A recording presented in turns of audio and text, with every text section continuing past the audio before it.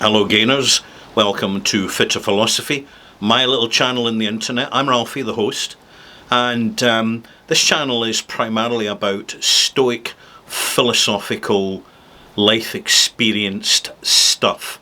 So it's taking the primary wisdom of early philosophers and really just reflecting it from the standpoint of personal experience. And my subject today is if only I had known, right? And you can conclude that line by saying, if only I had known then what I know now. Which offers a question of, well, how much different would your life be? And it's hard to answer that because despite the fact that we all make plans in life, to a lesser or greater degree, life also makes plans for us, whether it be an accident or an unexpected career opportunity, or simply meeting the right person at the right time, at the right place, under the right circumstances, and having an amazing relationship that lasts for decades. Also, the reverse of that, meeting the wrong person at the wrong time in the wrong place, and either getting stabbed or getting involved in a relationship which very quickly turns highly toxic. I've seen in life very good people get brutalized and very bad people get away with an awful lot because it's the nature of life. Life doesn't offer consistency except for the consistency of unreliability. Life is dangerous, and life is a challenge, certainly in the modern world, where we're under the illusion that things are generally safer when they're most certainly not. So, if only I'd known then what I know now, I'll give you an example. The value of money, the importance of self-education, of mixing with genuine, authentic people in a mutually supportive environment. Now, we all aspire to that, but there's degrees, so that you can be careless with your company and occasionally have good company, or you can focus, direct, and target your attention to others in terms of the quality of your friendship and the quality of the company you keep. And it all adds up. We shouldn't look at these things in complete isolation. It really tips the balance. And I look back at my school days. Now, I'm not going to give too much away, but yeah, over 50 years ago, a different generation, different time, I can actually remember in primary school, the headmaster bursting into the room. It was an English lesson, I remember that. It was really boring. We were being taught about spelling and how sometimes spelling is not what it appears to be. And he had one of the other students with him, and she had in her hand a small plastic box about the size of a cigar packet. Small cigar packet. And he introduced this young girl to the classroom and asked her to just get an addition of numbers from anyone in the room.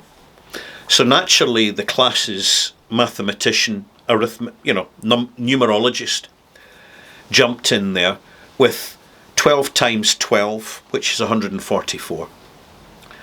And the girl couldn't have calculated it on her own, but she switched a button on the plastic box and she tapped in the numbers and came back with the right answer. At which our class teacher, sensing something dramatic was happening, she said, right, what's 12 times 1,015? Plus 65. Something like that. I'm paraphrasing from memory. And the answer came back literally within 15 seconds. And at this point, the class had the headmasters and this other student's completely undivided attention. Because what she'd brought in was a Texas Instruments pocket electronic calculator.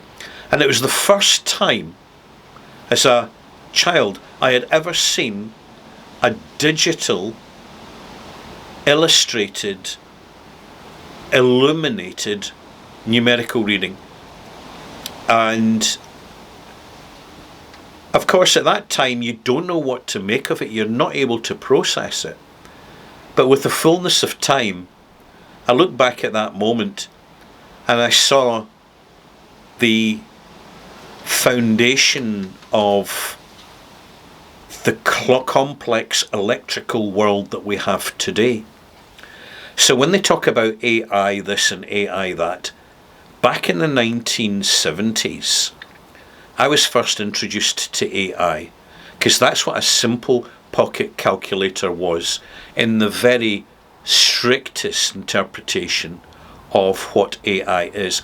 Now we're at the stage where those who own the advanced quantum computers will not reveal, no way will they reveal to the masses, the questions and the answers, the interactive communication that's actually going on, because it is so astounding, so shocking, and so reality shifting.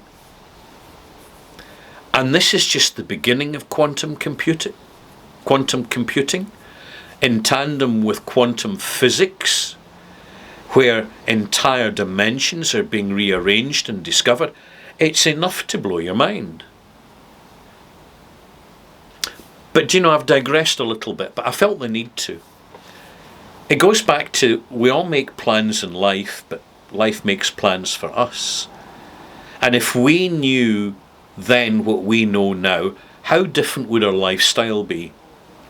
And I've been thinking about this, and I want to give you 3 examples of major differences in my lifestyle. 1, I would consume less.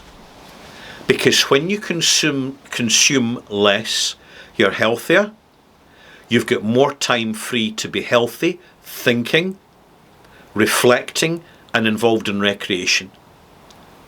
So I've made a point, even though I was working long hours in my job, modestly long hours, I never did extra jobs simply to get more money because of the need for money. Money's a unit of energy, productive energy, economic energy. That's what it is. And it's taxed.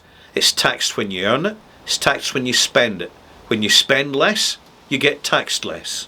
And therefore, your money's worth more. I know you're kind of getting your head around that, but think about it.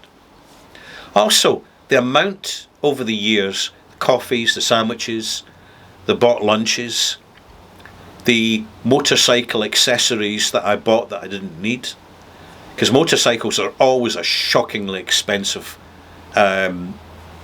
consumable. I would be a lot more financially better off simply if I'd taken that money, put it into the stock market and compounded it over the decades, really given it time. But then at some point, if you don't spend it, you're going to leave it behind for someone else to spend.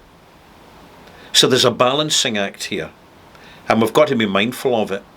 Secondly, I would be more careful about what I eat. There's no doubt about it. Our primary marker for health is this extent to which we look after our health and take responsibility for our health without being needlessly and unnecessarily dependent on a healthcare system which is heavily motivated by the power of profit generation. I'll leave it at that. And thirdly, having more time to do nothing, to have moments, afternoons, evenings where you're just doing nothing, not being distracted by the white noise of social media. You're literally just sitting in silence, reflecting deeply, because at that point And when you're in this condition, original, authentic thoughts come into your mind, which are due to the phenomenon of morphic resonance and universal thought. Now, this is a deep dive. I'm talking about things that, and I'm bearing this in mind, they never taught me at school. You're highly unlikely to get taught this at college or university. It's the self-education, and this is where I'm going to conclude. I now know an awful lot more than I did then, for a simple reason. I took responsibility, personally and absolutely, for educating myself. Sometimes it's a bit fanciful, but that's fine. There's nothing wrong with using one's imagination. And the thing is that when you go down the imagination route, it helps you see things from a different opinion, a different perspective. And the result is that you can look on an existing conundrum or problem with a fresh perspective. The fact is that nobody ever will get to know then what we know now. But what really matters is taking the responsibility personally to know so much more as an adult than as a child, which is part of the indoctrination education system, with its ultra strict, what did they call it? Not agenda, it's an agenda, but they call it, there's an educational name. Anyway, I'll leave it at that. I'm not going to start to dilly-dally with this video.